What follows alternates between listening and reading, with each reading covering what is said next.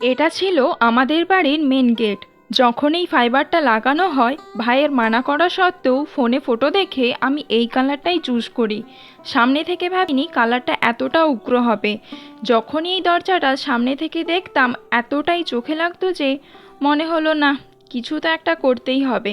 হঠাৎ করে আমার মাথায় এলো একটা আইডিয়া। কালারটা যেহেতু ছিল ব্লু, ভাবলাম আকাশ টাইপের ব্যাকগ্রাউন্ড রেখে কিছু একটা গাছপালাই এঁকে দিই। কাজটা করেছিলাম আগের বছর জুলাই মাসে, কিন্তু দুর্গাপুজোর সময় ফোন স্টোরেজ ফুল হয়ে যাওয়ায় যতটা মেকিং ভিডিও ছিল সব ডিলিট হয়ে যায়। শুধু নিচের দিকের কিছুটা কাজ বাকি রয়ে গিয়েছিল, যেটা আর কাজের চাপে করা হয়ে ওঠেনি।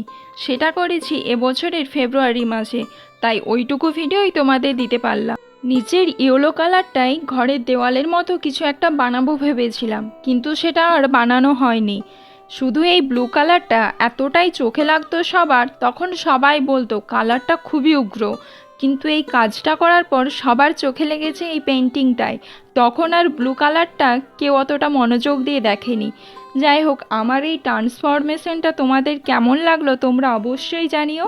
অপছন্দে সেই উগ্র রঙটা তুলির ছোঁয়া পাওয়ার পর কতটা ফুটে উঠেছে তোমরাই বলো। এখন এইটুকুই, আবার আসবো অন্য কোনো ভিডিও নিয়ে।